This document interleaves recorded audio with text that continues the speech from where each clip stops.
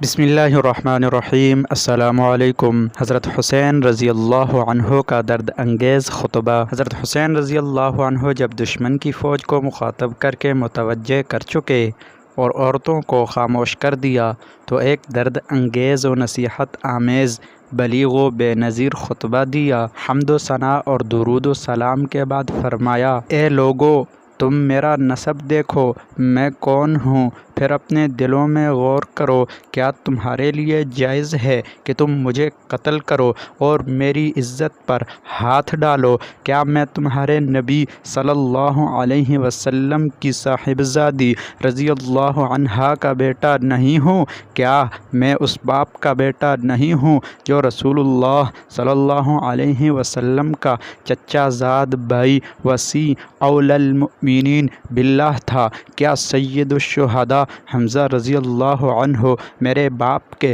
چچا نہیں؟ کیا جعفر طیار رضی اللہ عنہ میرے چچا نہیں تھے؟ کیا تمہیں یہ حدیث مشہور نہیں پہنچی کہ رسول اللہ صلی اللہ علیہ وسلم نے مجھے اور میرے بھائی حسن رضی اللہ عنہ کو سیدہ شباب اہل الجنہ اور قرۃ عین اہل السنہ فرمایا ہے؟ اگر تم میری بات کی تصدیق کرتے ہو، اور واللہ میری بات بالکل حق ہے، میں نے عمر بھر کبھی جھوٹ نہیں بولا جب سے مجھے یہ معلوم ہوا کہ اس سے اللہ تعالی ناراض ہوتا ہے، اور اگر تمہیں میری بات کا یقین نہیں تو تمہارے اندر ایسے لوگ موجود ہیں جن سے اس کی تصدیق ہو سکتی ہے۔ پوچھو جابر بن عبداللہ سے، دریافت کرو ابو سعید یا سہل بن سعد سے، معلوم کرو زید بن ارقم یا انس سے، وہ تمہیں بتلائیں گے کہ بے شک انہوں نے یہ بات رسول اللہ صلی اللہ علیہ وسلم سے سنی ہے۔ کیا یہ چیزیں تمہارے لیے میرا خون بہانے سے روکنے کو کافی نہیں؟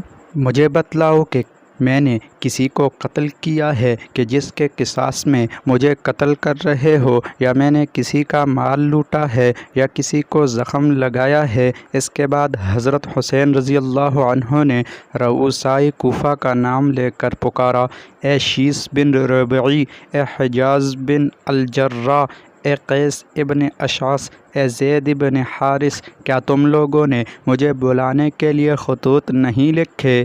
یہ سب لوگ مکر گئے کہ ہم نے نہیں لکھے۔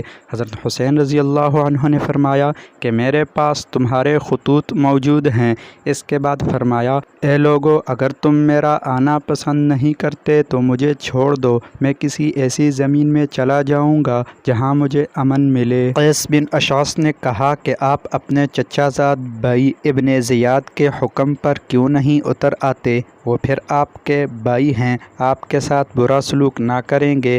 حضرت حسین رضی اللہ عنہ نے فرمایا کہ مسلم بن عقیل رضی اللہ عنہ کے قتل کے بعد بھی تمہاری یہی رائے ہے، واللہ میں اس کو کبھی قبول نہ کروں گا۔ یہ فرما کر حضرت حسین رضی اللہ عنہ گھوڑے سے اتر آئے۔